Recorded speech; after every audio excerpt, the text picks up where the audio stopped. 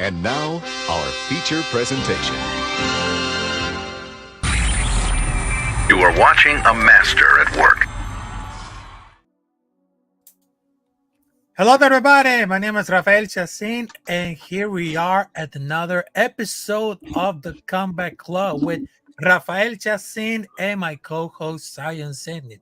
Because every episode, every week, we get about the details about what's going to happen at the war of the mixed martial arts and wrestling during for the pay-per-views like UFC, WWE, AEW, PFL. So right now we're got to get excited. So this is like the podcast for all these mixed martial arts and wrestling fans who are united to get in like a really knockout. So here we are in another episode. So right now on this episode, we gotta digest into important topics. So we gotta talk about for the review of the Elimination Chamber that happens on Perth, Australia, and the UFC Fight Night in Mexico City, as known as Ciudad de Mexico, which is unbelievable. And there are some details out of the go for the main event, and well, there's something to talk about it. So right now, here it is, my co-host Zenith. So how you feel about this, right?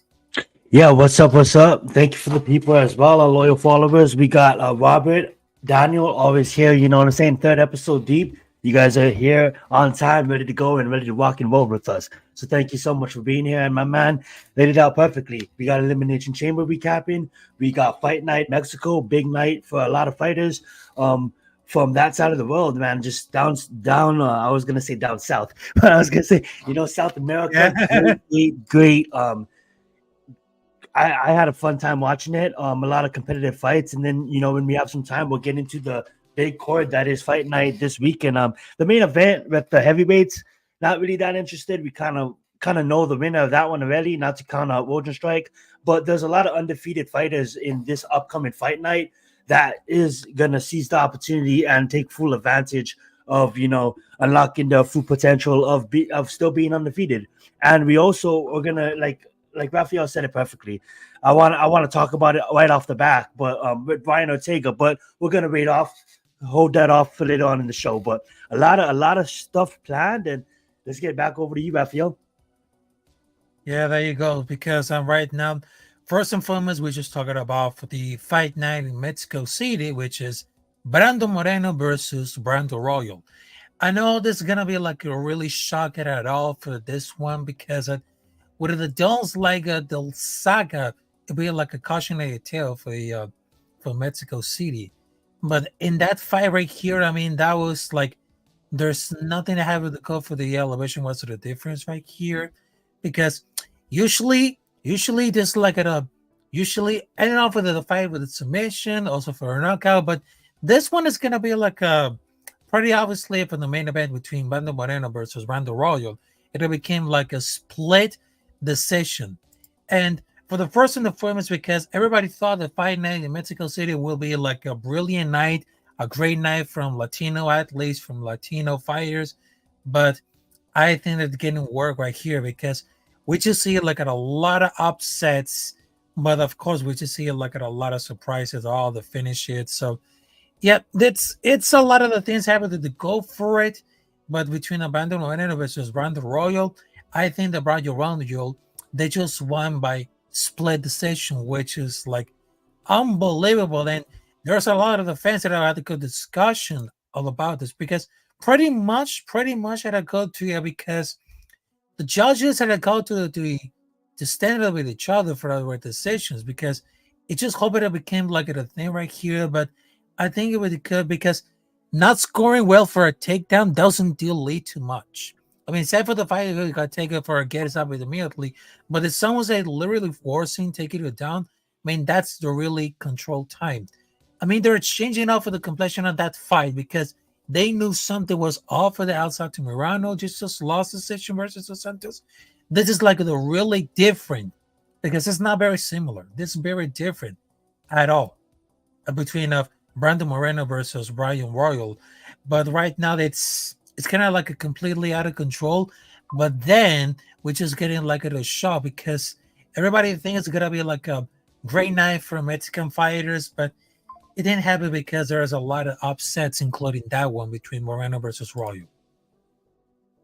Absolutely, absolutely. If you don't mind sharing my screen, yeah, you're absolutely There you right. go. There was a lot of upsets in this fight night, but you gotta admit the celebration of opening up the new PI and a lot of people that maybe wouldn't have been on a court like this. Not saying this was anything bigger than what it was. It was really that. It was a celebration for the Mexican PI and yes, I would see your argument with that, but I would almost rebuttal with the new MMA rules because of the fact that now if you get a takedown and you don't really do anything with it, we've seen some upsets where people got like 6 takedowns but didn't win the fight, and people may be like, yo, what the hell, he got 6 takedowns, but you gotta admit he got 6 takedowns, and in the old MMA unified rules he would have won that fight because you get a takedown, you win the round. But with this new unified MMA rules, you gotta have some groundwork, you gotta have some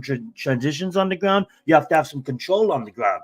So the fact that some of these fighters took them down, immediately popped back up, and then the other fighters who popped back up was more aggressive, landed the more significant shorts and shots. And we have to take account too. Like, I'm not disagreeing with you, Raphael. I agree with you. But I think the confusion lies in a lot of the times is the old MMA rules and the new MMA rules. Now that all of these cities and states and countries are adapting the new MMA rules, you have to judge it off of base. These judges are now looking at damage almost over everything, right?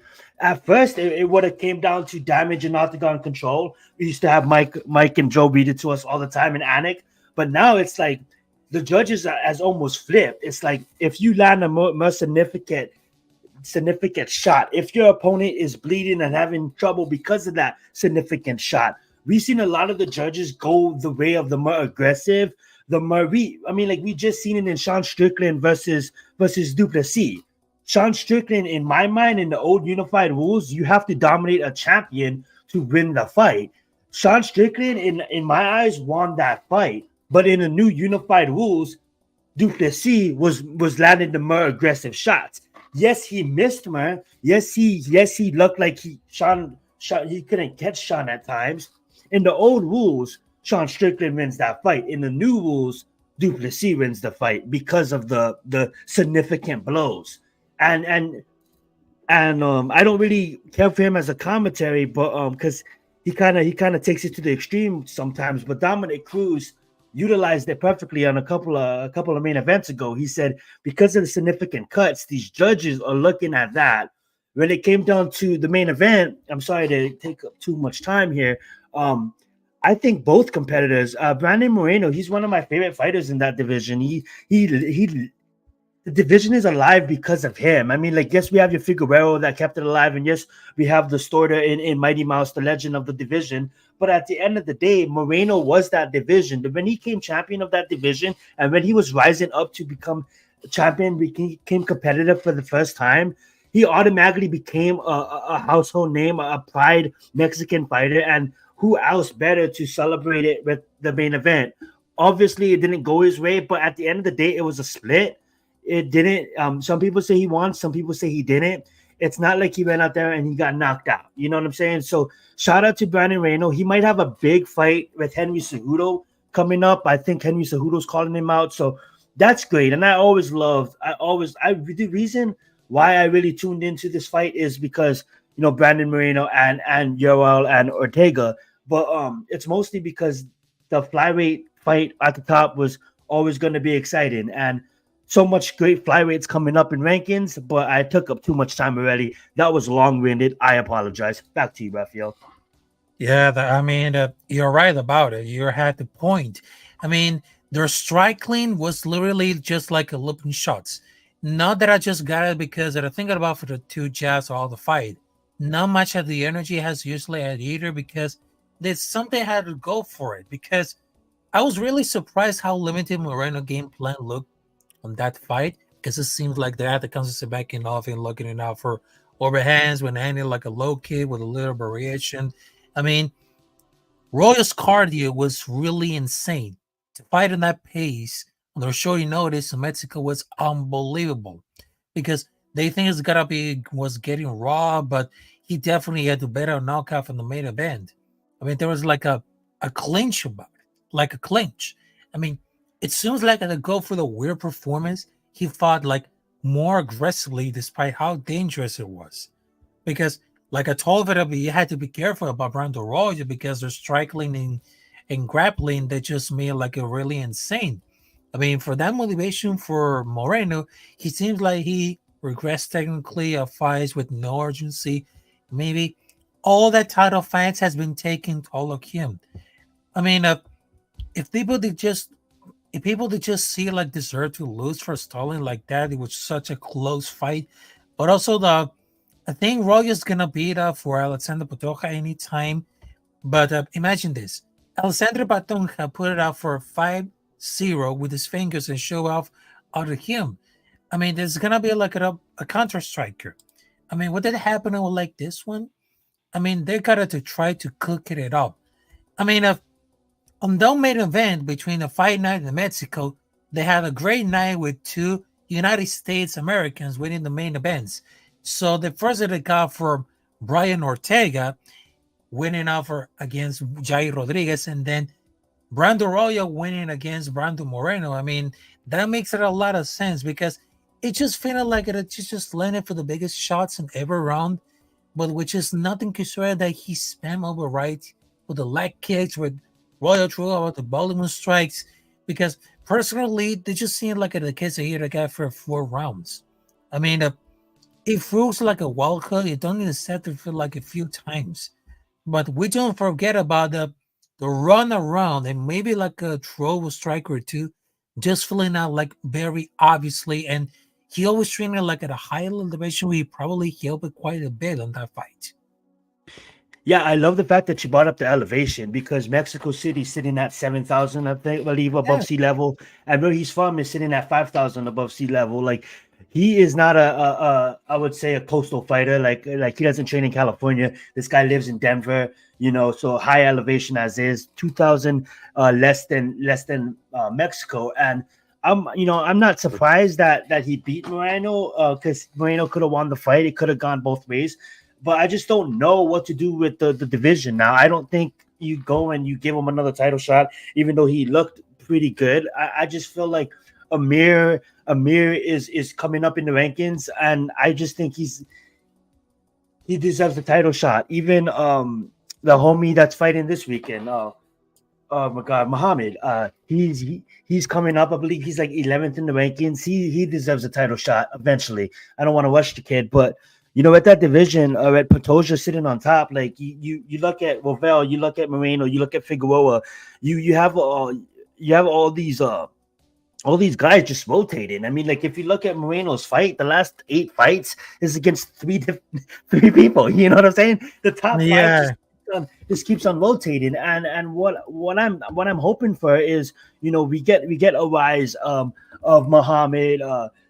And we got Amir. Amir's right there for the taking, and I just think if you Pantoja, I'm preparing to beat people like that. Because at the end of the day, Moreno and Rovell, I'm not calling them journeyman by all means, but they're gonna accept fights. They're gonna continue being in the top 10, no matter what in the flyweight division. But it's just that. Times are changing, man. You see it with the Chimayas, the Shakawats of the world. You see it with the Nurmagomedovs of the world. You see it with the new up and comers of the world. And when they get the title shot, it's game over.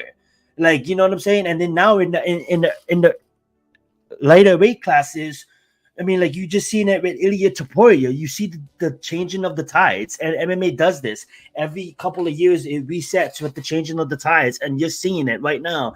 And with these lower weight classes, like if I'm Pantoja, like I'm preparing for Muhammad, I'm preparing for Amir. Those are the best fighters in that division coming up, and just how Shakawat and Shamaya is gonna get theirs one day.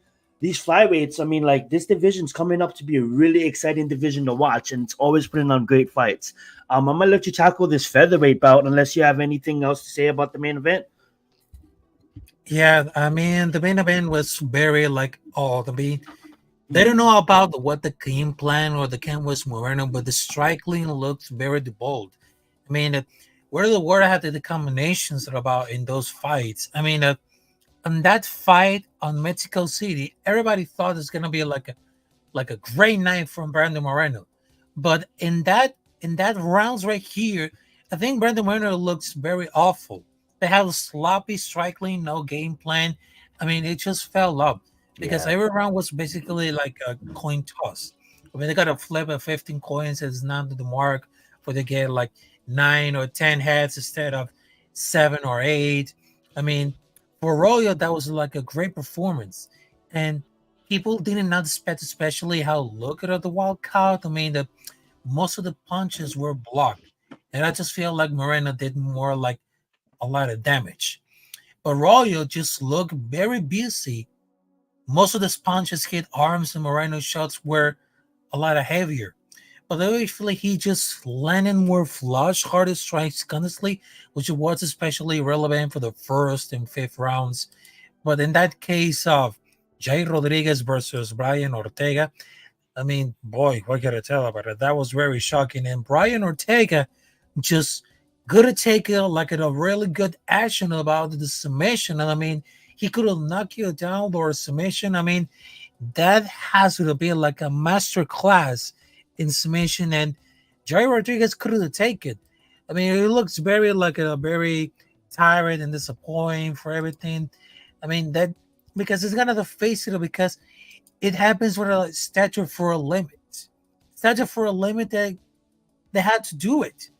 I mean, honestly, happy to go for it because Fit 8, Fit 11 is pretty much for out of the fight right here. I mean, what are some athletes? They would do like a looser inch or two of the roller.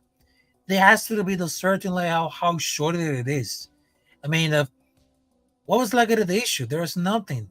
There's nothing about it. I mean, Ortega's definitely taller because he was more shorter than Madsen at the face up. But I mean, if it could happen this one, but it feels like because when it happens in small packages, they're already mighty.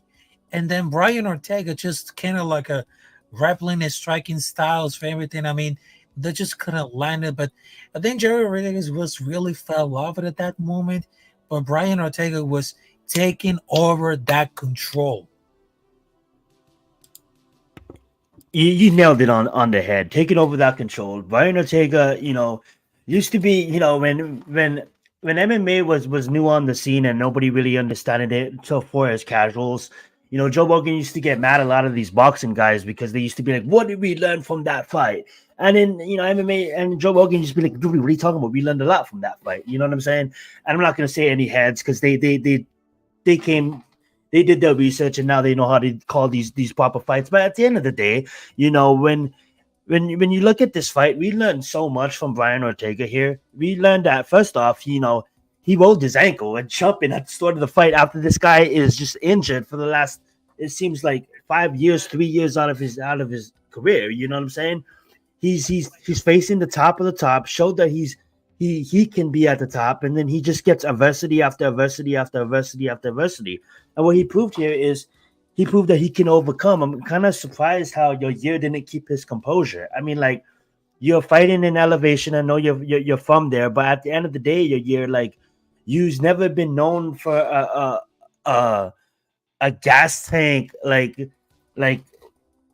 I'm slaughtering his name. You've never been known for one of these gas tank kind of fighters like Tony Ferguson in his prime, would I say. The homie that just beat Henry Cejudo. You know what I'm saying?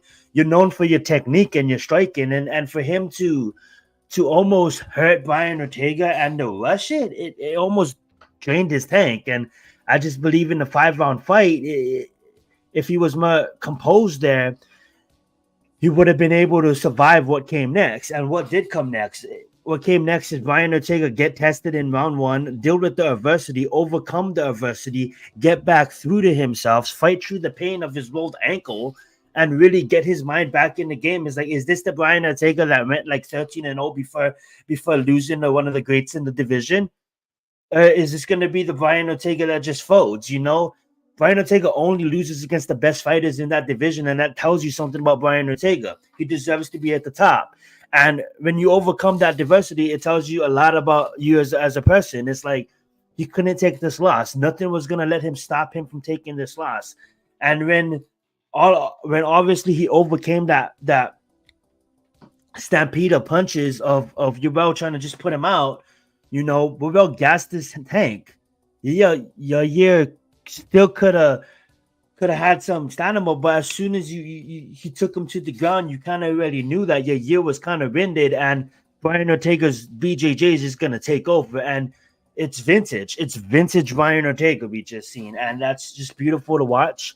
Rodriguez is just gonna be a highly respected a fighter in that division, but he needs to change some stuff. You see strikers like Max Holloway take you down, and that's respectable. You see Brian Ortega take you down, and the reason why these people know you're dangerous, so they don't want to strike with you. Not saying that Max striked with him, obviously, but and obviously Alex did Alex, but at the end of the day, they're gonna take you down. So you're really just you need to get back to the drawing board and work on some BJJ defense. I'm not just saying that could happen to anybody. You could be a black belt and get tapped, but I'm just saying you know that people is going to take you down because your striking is elite. So at the end of the day, I want to see him fight for a championship again. But at the end of the day, you just need to fix some certain things because this sport is super, super hard. And that's why you see fighters don't take short notice fights. You don't see fighters come in and take short notice fights a lot of the times because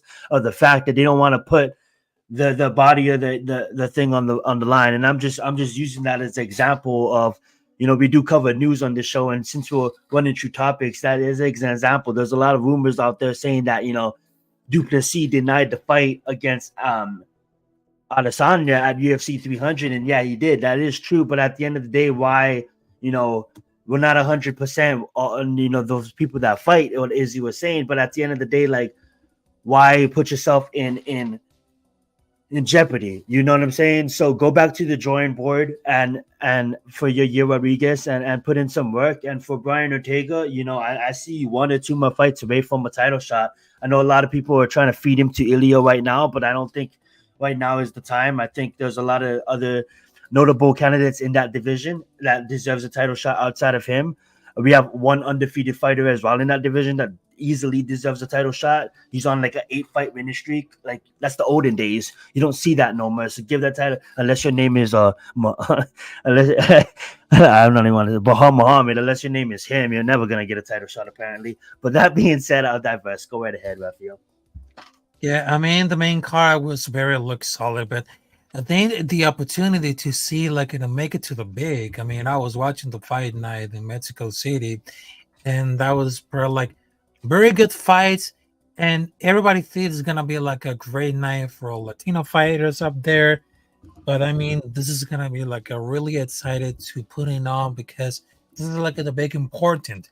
I mean, thinking about it, because if they're gonna bring the fight night in Mexico City, which they had a great impact not only on Mexican fighters, but also they just had a very impact in Central American fighters.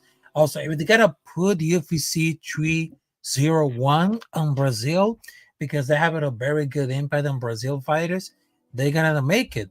They're gonna make it a very, very emotional about it, because it's gonna be a really happening like this one. But I think it's just it just having a great impact on that one because they have to go with. And right now, let's see for the next topic. So right now, let's see for the comments right here. Shout out to Robert Pena in the building. Also, we got Daniel Berry Sports Highlights. Robert Pena is in the building. So it is what it is. And Fakasi waited to say, what's up, Rafucho? RIP, Virgil Vincent. So we have some sad news right here. So what are the former wrestlers like Virgil has dead at 61? And I'm not gonna lie for this because this one is it'll really hurt about it. So the news came out for today. Virtue, whose real name is Michael Jones, as known as Soul Train Jones and Vincent. I mean, the pro wrestling knows during the square circle has died Wednesday. He was 61. The cause of death was 9 million release. I mean, Mark Charles had a referee for several smaller politicians. They just revealed on social media to say, but dear friends, it's a great sorrow that I bring news from the Jones family of the passing of below Michael Jones, who we all know as Virtual Business Soul Trains, which passed peacefully at the hospital mourning. and asked you to pray that his family. I mean, that was very tough about it. And first and foremost, he became like the bodyguard for $1 million man Ted DiBiase. He didn't bowl for people all the moments for the company, and then hand with Andre the Giant beating Hulk Hogan for the World Heavyweight Championship after nearly 5 years. And he was at the corner of DiBiase and Andre in a tag team match against Hogan and Randy Savage. And he became like a part of the storyline in the 1991 Royal Rumble when he defeated DiBiase at WrestleMania for the $1 Million Company. I mean, that could have happened because this kind of like a very, very important for this career. But let's see what they got over here. All right, so there is like the image right here. So they got Bobby Heenan along with Virgil, and of course they got Andre the Giant and Ted DiBiase. So my people didn't know about this for Virgil about it. So he's just like the great legend of this one here. So he was retired of full-time wrestling in 2000, but he made like appearances for another companies, including WWE. He appeared at All Elite Wrestling and Soul Train Jones in 2019.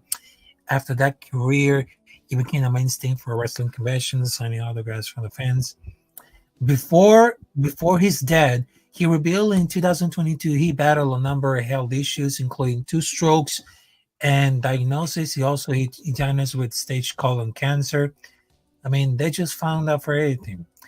And what are the fun facts about it? He moved to the WWE in 1996 as Mason. He became like a security guard for the dominant New World Order faction. We helped Scully for the writing wars between WWF and WCW at that time. So yeah, that's very sad news for the wrestling moments. So yeah, so my prayers and blessings for the almighty Virgil, which is like a great fashion for the New Order, and he became like a part of the fashion along with Ted DiBiase Jr.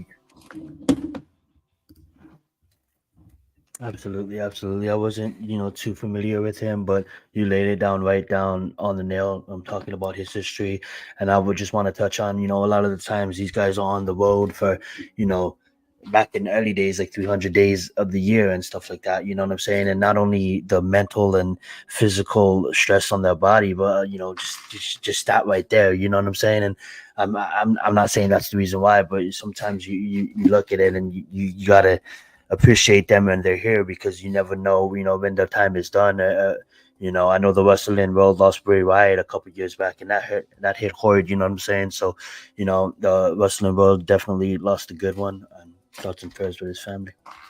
Yeah, exactly. So right now it's very tragic for the wrestling news, but the show must go on, and right now we just keep it like continue to Absolutely all these mixed martial arts fans, all the wrestling fans. So we keep it like a very content. So right now, let's just keep it moving on for the second topic, which is like a review for the Elimination Chamber on Perth, Australia. And man, certainly the action was very good at all. I mean, the booking was really predictable, which isn't always so bad, but they also like the setting love like for WrestleMania. And if you see like a few chamber matches, there's nothing very special in those matches. I mean, that company like WWE has a long, long history of killing their cage gimmicks, but I cannot believe that some of those people's in the main match that just lost because of outside interference. I mean, first and foremost, the Elimination Chamber for Women's was one of the better. I mean, Tiffany was absolutely like a star and probably their best natural athlete who got everything together since Charlotte. I mean, she had herself favorite for Money in the Bank, a title run for that year. But I was very impressed as Raquel as well. I mean, here in Belair had a good chemistry, but I think she needs like heel turn.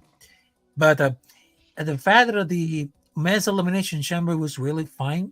I mean, it definitely needed like a high flyer, another heel, and the match between Nakamura or they don't have a work. But I mean, Randy Orton's selling was very superb. I mean, I'm very glad that Drew won, but doing like an interference elimination twice was very, very, very too much at all. Because if you saw what Logan Paul was doing off of the brass knuckles, I mean, imagine that because it's like seeming like a very deja vu, but then Randy Orton just snap it away for the RKO, but then they just like very too late about it. I mean, the story of Drew having like the title taken for doing the interference now to winning the matches by interference. I mean, it's very like a pretty good story. I mean, they just wanted to convince that Bloodline cost Rollins and the title, and Drew takes like the opportunity again. Again. But I think the most valuable player, the MVP, was none other than Tiffany Stratton. And then the MVP of the Elimination Chamber for the men was definitely Randy Orton. So right now I'll let you go for my co-host Cyan Sani about for the Elimination Chamber, not only between the man and the woman, who became like very particular at Perth, Australia. Also, shout out to my brother down under Afakasi Raider. He's rocking off for Australia. He's a great Raiders content creator, wrestling. So back to you, Cyan. That's what's up. Let's get it. Yes, yes. Shout out to yes. I'm sorry for slaughtering that. That was bad. Anyways, but yeah, you nailed it perfectly. Coming in, I'm a casual WWE fan. I usually don't watch year round. I usually watch when it gets closer to WrestleMania, starting on the Royal Rumble, Crown Jewelish at that time. That being said, honestly, you nailed it on the head. I was surprised. I didn't really know that much about Tiffany. I knew she was coming up. I knew she did a thing, for a while at NXT. I knew she was a newer face to the industry, but damn, she definitely had that match going. You know what I'm saying? And I was excited to watch. Raquel did her thing. Like, you nailed it on the head. All of them. That was a great match to watch. It came down to the wire between the two women that we both thought it was going to go to, and what not to set it up with the man winning and going after that title at WrestleMania. And like you said perfectly, a lot of this was predicted, but at the end of the day, it is a plot. It is a storyline that they were setting up to finish these stories or have a bigger matches at WrestleMania. So, obviously we kind of knew that, Nia Jax wasn't gonna, we'll get into that, wasn't gonna take it in Australia. But yeah, at the end of the day, it's good storylines that they're trying to set up. And when you get back to the men's elimination chamber, Drew McIntyre, I'm surprised that, I'm not surprised that, I wouldn't say that. I would just say I respect the WWE for scripting Logan Paul into that match that long, and in the way it kind of ended, it just shows that hard work does pay off. He is putting in the time at the PI and taking his WWE career serious. So, when you get to share the ring with someone like Bobby Lashley and Kevin Owens and all the greats that was in that match, LA Knight and stuff, for you to be the final three with legends like Drew McIntyre and Randy Orton, that's a nudge in his career. You know what I'm saying? Put that on his resume. And if you see Logan Paul in 5 or 10 years, if he does take this WWE serious, maybe can compete for a strap. I mean, but right now is just not his moment. Should have been Randy Orton's moment. We see how that ended. Good entertainment by Randy Orton in general, man. That guy is just a stud. He just knows how to entertain. Fully always puts his body on the line. And then when it goes to Drew McIntyre and just the theme, it just sounds like revenge and redeeming and finishing stories this WrestleMania. And then you see that a guy that clearly, carried the company at the lowest point, literally won the championship, but didn't even get the fans' presence. And that's 50% of it. You know what I'm saying? When you walk out with a brand new strap, you work your whole career to have the fans cheering your name, and he didn't get that. You know what I'm saying? And Seth Rollins, as much as I respect him and love watching him as an entertainer and a superstar, I just think it's time for new regimes. It's time for the Cody Rhodes and the Drew McIntyre regimes, and we'll talk about that when that gets closer. But I'm excited for that matchup and how it ended. And back to you, Rafael. Yes, I'm very excited about it because I'm right now between for the Rhea Ripley versus Becky Lynch that are going to WrestleMania, and then they had Seth Rollins versus Drew McIntyre at WrestleMania.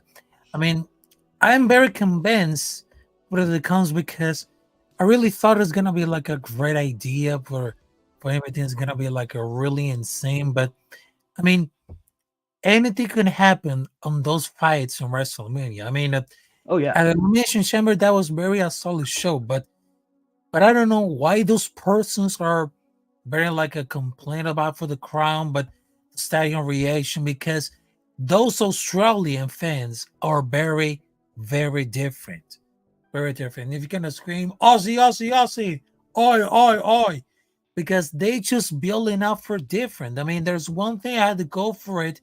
I mean, at this point, Triple H and that organization, which is WWE, we had to realize they gotta accumulate like they need to create something brand new. They need to something create like very involved for those fans.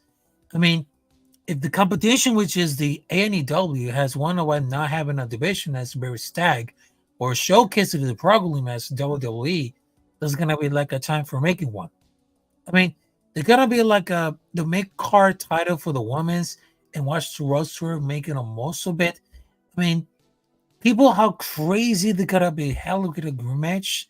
So I think it's got the big ups for Tiffany and Logan got Reka behind repair for today. I mean, and that point because they just really go at it. I mean, they're gonna be like a very shocking because I would just want to take in a moment and appreciate how Orton sold that brass knuck shot. I mean, they just competed being smacked by prime Mike Tyson. That was very beautiful. I mean, when you compare about the companies where the supplies like boo and then why how did the building out for the thing was sort of the surprise. Also, when the companies do logical predicting booing, the booking was very predictable and it got me like at a waste of time. But I mean, those crowd in that match on the Elimination Chamber was really solid. And some people they just complained about it, but I think the other reason that Tiffany Stratton they just made it like a it could be like a very competitor against Rhea Ripley. But I think that Becky Lynch versus Rhea Ripley, I mean, this is gonna be like a really excited to watch. I mean, for that reason, they just had three matches confirmed. First, they got Roman Reigns versus Cody Rhodes, then Becky Lynch versus Rhea Ripley for the women's champion. Also, they just got Seth Rollins versus Drew McIntyre for the World Heavyweight Champion. I mean, imagine about three fights. I mean, that could be like a perfect two night for those wrestling fans because they're gonna need like a bring more energy, more storylines, and of course, they're gonna need like a loud pop. We're gonna see who's gonna win, who's gonna lose. Everything could happen on those fights that confirm on WrestleMania. And for that simple, two women's like Becky Lynch and Rhea Ripley, they're letting it out because the women's division at first it was seen like a very weak, but after we just saw for Liv Morgan, Becky Lynch, and Rhea Ripley, they're just really solid at all. And with Rhea Ripley as a champion, they just really know how the women's division they stack a lot to the highest level, including for the men's division. Yeah, you mean like you nailed it on the head. In Philadelphia, is just turning out to be amazing card and two nights. You know what I'm saying? You got multiple championship fights and actually storylines that I somewhat care about more than in recent years. You know, we all had those boring ass Brock Lesnar versus Roman events where we don't care a hell about that. You know what I'm saying? Let's just do super moves over and over again. And even if you look at some of the storylines being set up in the undercard, you know, I know the prestigious title is Rhea Ripley's, but we got Io Sky's title on the line with Damage Control and Bailey, and then you got Red Judgment Day, you know, defending their championships over and over again. Like, who's going to be the team that takes them out? And you know, there's going to be some kind of tag team, fatal four-way, or a lot of all these other fun matches that they put on. So that being said, I mean, like WrestleMania is looking, the main events is looking good. We still don't know how it's going to end with The Rock. We don't know how it's going to end with maybe another superstar coming back and rumors. It is just going to be fun. And then, you know, with a lot of other titles like Gunther, what do we do with Gunther? Who is he going to face up against? Is that superstar that is rumored to come back? Like they're saying that Brock Lesnar could come back and try to defeat Hunter for the internet. And, you know, there's so much rumors out there. And then you got Logan Paul that is, Could we see some kind of? I didn't watch really anything this week on Monday night yet. Got to go back and Hulu it. But at the end of the day, could we see something like a legend like Randy Orton going against Logan Paul? You never know what could happen. You know what I'm saying? There's so much storylines that could go, and LA Knight's gonna make his appearance at WrestleMania. So who is he gonna face? You know what I'm saying? So a lot of fun matchups, and just hope for the best and hope the superstars they work their ass off to get to this moment, to get to the celebration that is WrestleMania, and they're working right now to get their spot. So hopefully they can earn it and they can appear. And Philadelphia is going to be a fun night. Yeah, Weekend. Yeah. Like a great night. But just think of April. Just think of April for TKO as a company. For April for TKO as a company, they got WrestleMania, and then the week after they got UFC 300. Crazy. Yeah, exactly. I mean, in that case, for what you're talking about for Gunter, I mean, Gunter, since winning that Intercontinental Champion, I mean, he's been constantly one of the best parts of watching WWE, including for Monday Night Raw. I mean, he puts like a banger matches that he doesn't need drama, and his gimmick is very simple. Respectful. It's almost like ancient worship. Respect the combat, I love that about him. I'm sorry to cut you off. I'll let you continue. Don't worry about it. I mean, he was winning the title for Intercontinental Champion. I mean, he's been constantly one of the best parts of watching it. He puts on the banger matches that he doesn't need drama. And his gimmick is very, very simple, but effective. In the third time of a Roman's title, Gunter has surprised the big dog in showcasing what a champion should like to without the over top looking. The top booking, honestly, I cannot wait to break like a Haunted Continent and work like maybe like in a WrestleMania 40. They're just gonna need like a great contender.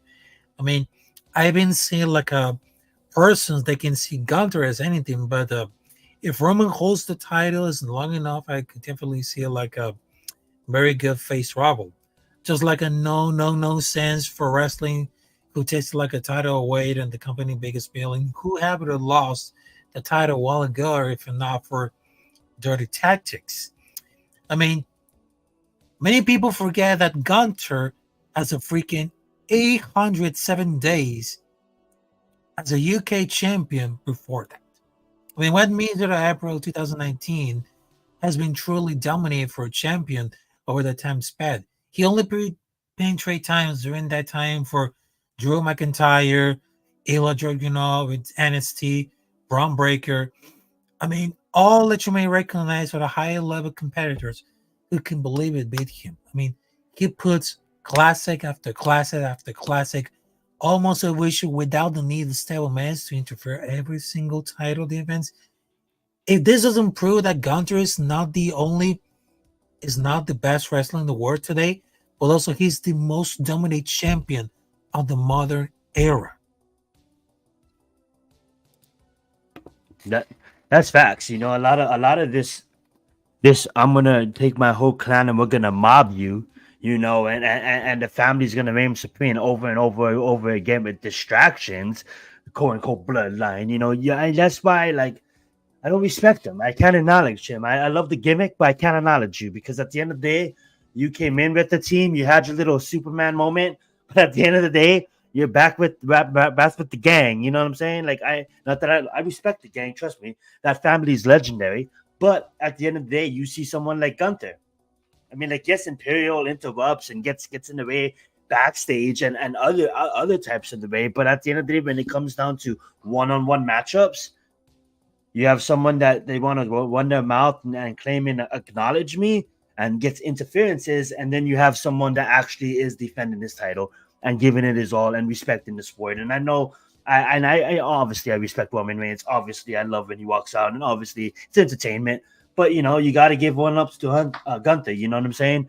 He's dominant when he came over from the NXT UK, and he's continued. And this guy's the future champion. Right now, I think it's going to be a maybe Cody's realm for a bit, or maybe Roman's a bit longer, Drew's for a bit, or maybe Seth's a bit longer. But eventually, your LA Knights of the world, your Gunthers of the world, they're going to get theirs. Yeah, I Hopefully mean, Montez Ford can finally get his. yeah, yeah, I know because I just need because he absolutely killed it. I mean, he's gonna be like a great superstar because he's a fighting champ. He win cleans every time. He stand up for the stable and lays the smackdown all these boys. I mean, although he's been doing great to elevate that title, it feels like the secondary title of the company. To be honest, I mean, he doesn't top Roman for me. I mean, the Bloodline story is simply on point. But I mean that he's very phenomenal. We could easily say that Gunther, like Adam said, shout out to Adam on Premium Takes, my co-host. Like Adam said, he made the Intercontinental title worthy again. Like he made it popular again. Like nothing like the Miz. Like obviously nothing like the Miz. I mean to say it like that. Like the Miz obviously had pride when he had that championship, but it kind of disappeared for a bit. No one really cared about it, and then you give it to Gunther, and then look what he's done with it. You know what I'm saying? Yeah, But I mean, I would want to say, I know we're putting up on 47 minutes. I say we take the last 13 or so recapping, and not even recapping, just previewing this amazing card that we have this weekend. I think this is honestly, I'm going to share my screen. I'll let you begin, but we'd have to go down through it. But basically, I honestly think this is outside of the main event. This is a fight night that we're going to be talking about for a really long time, because not only do we have, some killers on here, like literally, like look at this fight right here with Khabib's cousin and this guy coming up. I mean, like this guy obviously is gonna get his ass kicked and is probably gonna lose this fight, but I see this guy in a couple of years being something dangerous. And respect to him.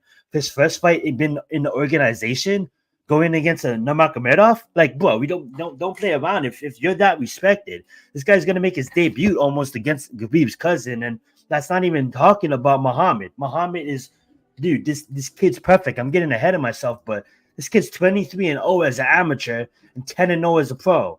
That's the future, guys. Like, this fight night is just loaded, and we didn't even get to Victor yet. We didn't even get to the main event and Shamal. Like, man, and there's some killers down here at the bottom too. But I say we just tackle this 5. I mean, like, I'm sorry for all these guys. We Javid on the court as well, got to prove himself, but we'll talk about this I guess top 5 and we'll end the show. What do you think?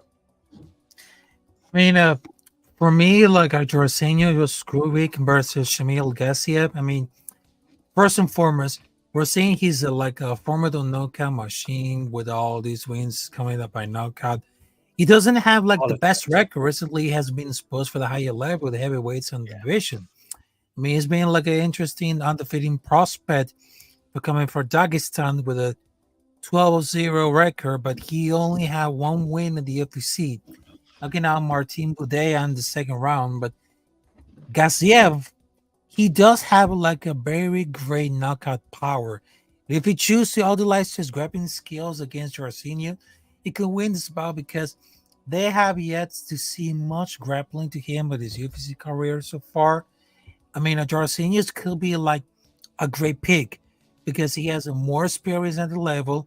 And if Gassiev decides to stand out and trade punches with him instead of implement a grapple heavy game plan, I see like a very knockout victory for Jorginho. I mean, that could happen.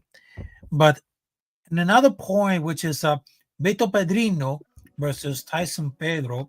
I mean, Pedrino boasts like very great knockout power with aggressive striking game, potentially exposing Tyson permanently to strong strikers. I mean, while Pedro was more like versatile skill set with effective grappling submissions, between the relentless pressure and power could like overwhelm Pedro's defense, considering like ability to close distance and like striking significant strikes. When his chances to secure a win, they're very good. I mean, the other fights that I just wanted to look at now at tonight, I mean, they're very well-rounded fighters with strong cards. I mean, in that case, what you're looking about for Alex Perez, I mean, he's a great fighter with strong wrestling and striking, but he may struggle against with elite grapplers. Muhammad Mukabet is a grappling phenomenon. Yeah, The grappling is probably striking, showcasing the special control in face. I mean, he relentless grappling ability to dictate the fight pace should pose significant changes for Perez, which they gotta expect him like another W. I mean, it could happen like this one. Honestly, you're absolutely right on that. And to finish the show off, I mean, like, and obviously you can say something about this chord if you want, but I look at this chord and this is just gonna be one of those chords where honestly it's just gonna be fast. Like it's just gonna be knockouts and submissions. And there's gonna be some decisions, but honestly, when you look at this, when I personally look at this fight chord, I see a lot of I don't want to disrespect anybody. I don't want to say one-sided fights. But there is a lot of fights on here where you can just kind of pick it apart. I mean, like if you want to go to the main event, this is a coming out party. This is to make Shamal a household name. You know, Rosen, you're good and all. You're great as a kickboxing, respected. You know, all of your wins coming by knockouts. But I just think the game has evolved. The game has evolved, and you haven't really won against a top level heavyweight in a really long time. When you go into a top level heavyweight, you said it perfectly. It doesn't hold up. So your striking doesn't hold up. It's like almost like I'm not trying to be disrespectful, but it's almost like an amateur getting knockouts his entire amateur career and then going pro and then going decisions. You know what I'm saying? It's not translating. So with Rosenstruck, it's not his game is not translating to the top levels of this game. And the heavyweight division has just improved. Red Killers and when you look at the people that's fighting in heavyweights, well, dude, some of these old vintage heavyweights wouldn't even be ranked in the top 15, and that's how competitive the heavyweight division has gotten. And I just think this is a feed him. This is going to feed him a big name, already a household name, and this is just going to be taking the momentum. And I hate to say it like that because Rosenstruck has a fighting chance, but Shamal is going to wipe the bed with him in under 2 minutes. You know what I'm saying? So I'll take Shamal there. I mean, like if you look at Tyson Pedro, you said it perfectly. I love your knowledge on this game, and that's why we have this great show, and that's why we work so good with each other. Because Tyson Pedro, you know, he is good. He does have a lot of skills, and he can work his way up eventually. But you know, when you go to the ground, you're not gonna really do much. You know, with the point being is like I honestly think Victor Tyson's gonna shoot, and then Victor's just gonna be there to stop him on the ground. I don't think Pedro is really gonna advance on a guy like Victor on the ground, and I just think when it comes to striking, Victor and him is almost identical. I'm not trying to say identical, but you know, someone has to have the edge. But when you really look at it, I mean, like I don't see a path to victory when it comes to Pedro. So I'm going with Victor here. You nailed it right here with Alex Perez talking about his grappling, but then you're going against a phenom. I mean, like this guy can strike you, this guy can hurt you on the feet, this guy can hurt you on the ground. We've seen this guy go against tough competitors. Muhammad hasn't had it easy in the UFC. Yes, the UFC is grooming him, but he hasn't had it easy. He's been going against tough mofos, and he's been passing the test with flying colors. So just like Nurmagomedov. I mean, like this is such a, and then we got Steve. I mean, like we like no disrespect against Matt, and I know this is early on in Steve's career, but he's showing some techniques, you know, that could sustain. And when you look at a chord like this, right? And this is why I guess I'm so excited for it, is because you're almost going to see a show of skill here in the sense of, you know, yes, these competitors obviously deserve to be in the octagon, and salute them for showing up. But, you know, there's levels to the sport, and you're going to see it here.